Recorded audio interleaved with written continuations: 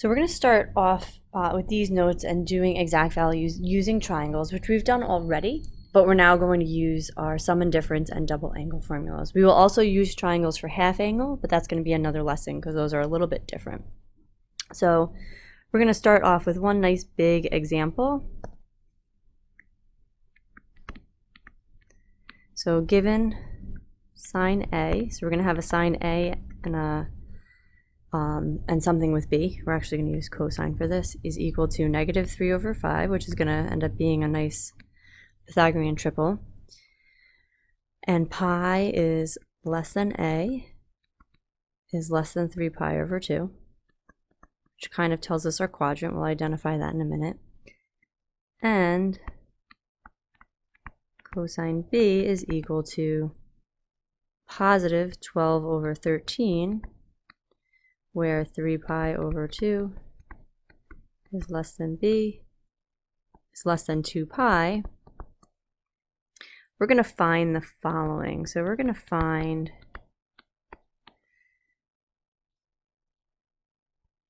sine of a minus b, cosine a minus b,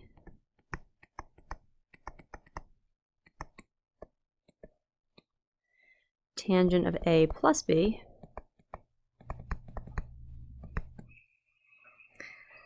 and then we're going to do, I'll do one more cosine, why not? Cosine a plus b,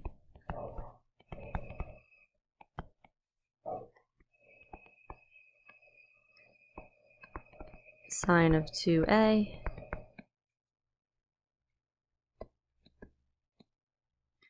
cosine 2b, and tangent of 2a. Now our first step really is kind of figuring out, okay, what quadrants are we looking at here? So if we're doing pi to 3π/2, we're working with quadrant 3. And if we're doing 3π/2 to 2π, we're looking at quadrant 4. So we have two different triangles that we're going to be setting up. And that's going to be our first step. So step one is to set up the triangles. Now this is a key step. If you do not set these up correctly, it could potentially mess up a significant amount of the problems. It will definitely mess up 1, 2, 3, and 4 because both of those have A and B. If you messed up triangle A, you'd mess up 5 and 7. If you mess up triangle B, you would mess up 6 also. All right, so we're going to set up a triangle in quadrant 3. That's going to be our A triangle. Try the best I can to draw this. Doesn't look much different than when I do it on the board. So we have -3/5 for sine, opposite over hypotenuse.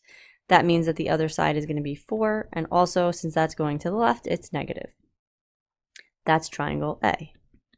And what I would write underneath that is what sine, cosine, and tangent are for those values. And this is where you have to be really careful to make sure you write these correctly. You have the right positive, negative signs. All right, so double check them, make sure that these are right. B, we're going to set up a triangle in quadrant 4.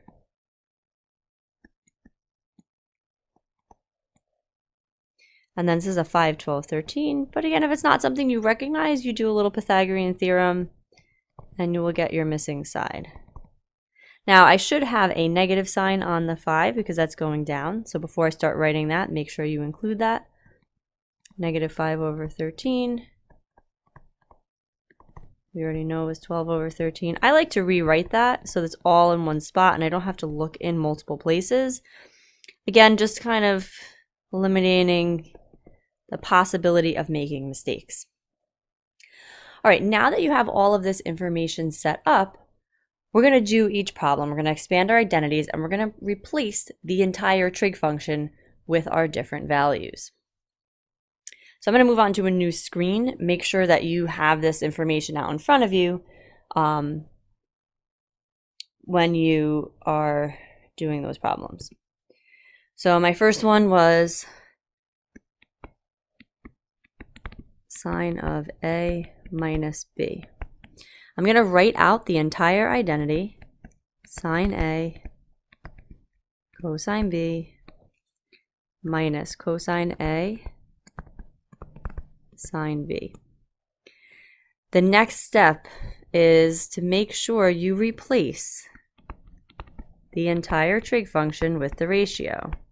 You are not plugging in values for A and B, you're plugging in values for the entire sine function and the entire cosine function for all of them. So be very careful with that.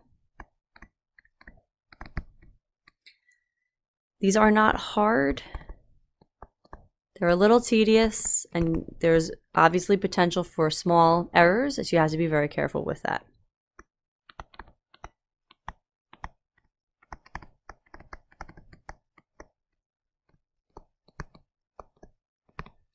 So I'm going to replace, I'm just going to move this down here. It's better if it's lined up perfectly. I obviously wrote a note in between. Sine A is negative 3 over 5. The entire sine A gets replaced with negative 3 over 5.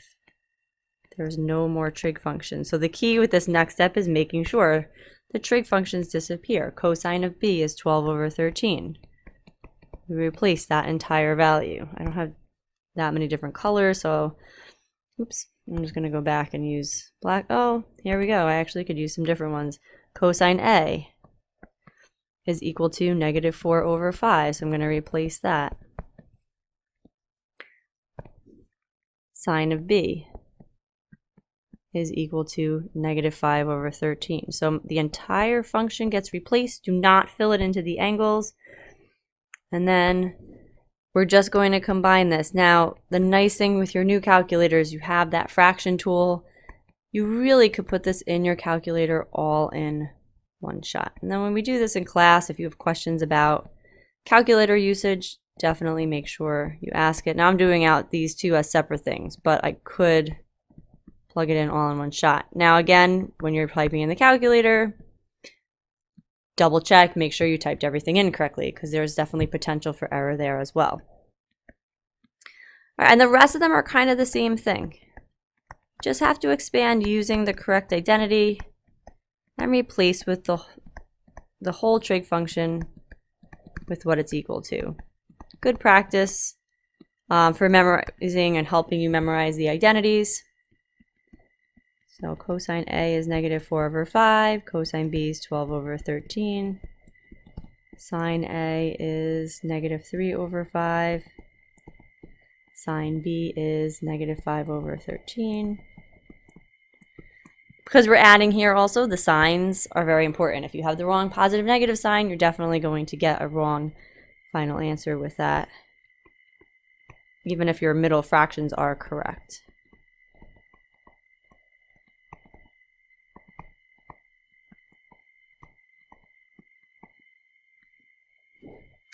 I would try to squeeze this next one in, but I think there's not enough space here, so I would go one more space over. If you have to go on the back, you might just have to flip over to see what your values are. So this is going to be tangent A plus tangent B over 1 minus tangent A tangent B. Fill in your tangent values. Now, just like we had with the sum and difference when we did the exact values with angles, we had this deal with the fraction and the fraction. So this is really entirely up to you how you want to deal with this in the calculator. I would probably do the numerator, get an answer, the denominator, get an answer, and then divide those. But now with that fraction tool, you may not need to. You might be able to put it in all in one shot. Maybe you try both to make sure you get the same answer both times to see if you did it correctly. Probably should have skipped over this because it's kind of the same idea. You're doing cosine A cosine B minus sine A sine B. Since we already did cosine A minus B, and I have those two fractions, rather than filling it in, I'm just going to do negative 48 over 65. minus 15 over 65. Kind of cheating.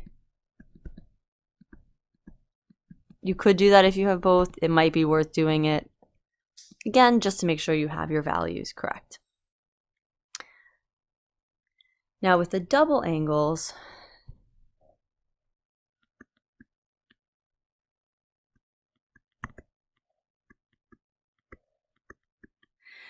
you need to just plug in using those formulas. So we have 2 sine A cosine A. Again, replacing the entire trig function.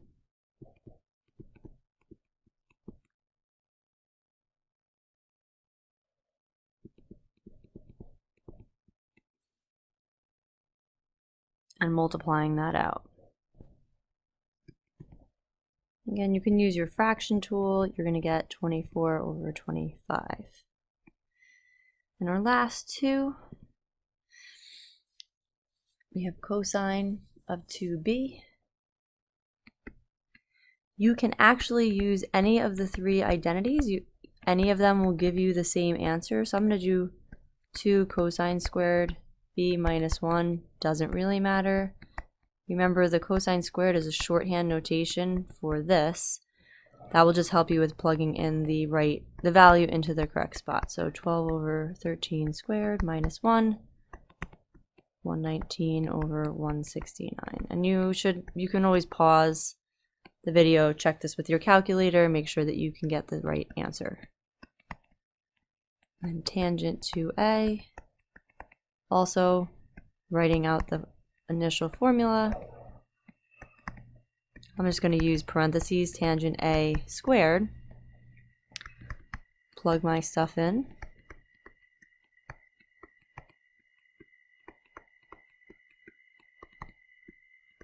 and it's a tangent one, so you can use a fraction tool if you want. I did it as two separate fractions in numerator denominator, and then simplified that. But your fraction tool will definitely make this process a lot easier.